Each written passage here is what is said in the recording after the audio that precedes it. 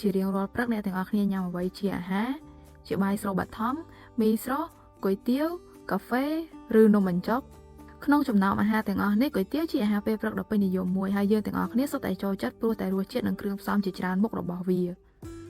ដូចនេះក្នុងវីដេអូនេះយើងនឹងទៅមើលថាតើសរសៃគុយទាវមានប្រភពមកពីណាផលិតចេញពីអ្វីនិងមានប្រយោជន៍និងហានិភ័យអ្វីខ្លះចំពោះសុខភាពគុយទាវជាអាហារប្រភេទសរសៃដែលមានប្រភពដើមមកពីប្រទេសចិនតាំងពីសម័យរាជវង្សហានក្នុងអំឡុងសតវត្សទី3មុនគ្រិស្តសករាជតាមរយៈអាហារប្រភេទសរសៃក្នុងប្រទេសចិនគេមានដូចជាមីសួរគុយទាវនិងប្រភេទនីមួយៗសុទ្ធតែមានសរសៃតូចធំយ៉ាងសម្បូរបែប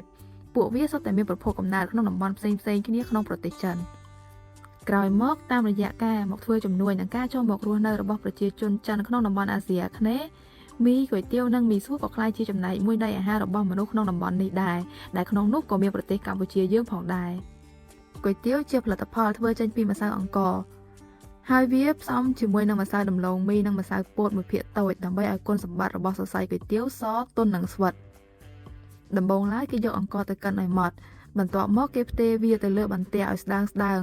រួមជាមួយនឹងការផ្ដល់កម្ដៅដើម្បីចំហុយម្សៅអង្ករឲ្យឆ្អិននិងឲ្យវាស្វិតជាប់គ្នារួចបន្ទាប់មកទើបគេកាត់វាជាសរសៃចំពោះអត្ថប្រយោជន៍របស់គុយទាវវិញមានដូចជា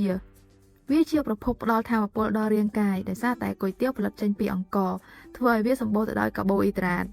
ដែលជាប្រភពថាមពលដល់រាងកាយដូចជាបាយដែរ2វាគ្មានក្លូតិនដូចសរសៃមីដែលផលិតចេញពីស្រូវសាលីដូចនេះអ្នកដែលមានបញ្ហាអាឡែហ្ស៊ីជាមួយនឹងក្លូតិនអាចបរិភោគបានដោយគ្មានការព្រួយបារម្ភ3សរសៃគុយទាវមានបរិមាណខ្លាញ់ទាបដែលអាចជាជម្រើសអាហារដ៏ល្អមួយសម្រាប់អ្នកដែលញ៉ាំអាហារមានជាតិខ្លាញ់ទាបដើម្បីជួយគ្រប់គ្រងដល់ការឡើងទម្ងន់និងការប្រឈមមុខនឹងជំងឺសរសៃឈាម4សរសៃគុយទាវមានសូដ្យូមទាបបន្ថយហានិភ័យចំពោះអ្នកដែលមានជំងឺលើសឈាមនិងបេះដូងនិង5វាមានសារធាតុខនិជសេលេនីម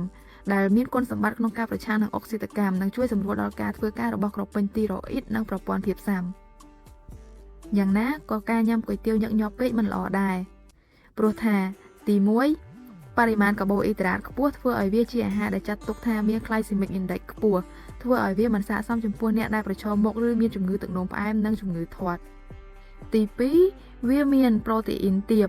ធ្វើឲ្យយើងអាចនឹងខ្វះសារធាតុចិញ្ចឹមសម្រាប់រាងកាយប្រសិនបើញ៉ាំវាញឹកញាប់ពេកក្រៅពីនេះវាក៏មានកាកសរសៃទាបដែលធ្វើឲ្យប៉ះពាល់ដល់ការធ្វើការរបស់បាក់តេរីនៅក្នុងពោះវៀនហើយជាលទ្ធផលអាចបណ្ដាលឲ្យយើងមានអាការៈហើមពោះញឹកញាប់ទី3វាមានអាហារូបត្ថម្ភមិនគ្រប់គ្រាន់ជាពិសេសវីតាមីន